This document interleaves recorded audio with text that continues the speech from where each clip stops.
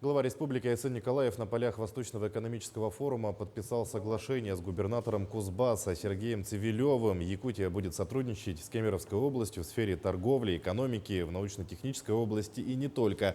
В частности, в Хангаласском районе будет построен комплекс гостиниц. Между правительством Республики Саха-Якутия, Корпорацией развития Дальнего Востока и компанией «Антера» сегодня подписано соглашение о намерениях по строительству гостинично-термального комплекса Green Flow. Это сеть экологических отелей, которые у нас будут построены на местности Батамай Хангаласского района. Для нас в целом Хангаласский район является меккой для привлечения массового туризма.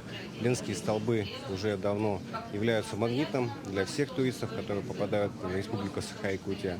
Ну и в целом мы будем и дальше развивать туристическую инфраструктуру по направлению массового туризма именно в Хангаласский район.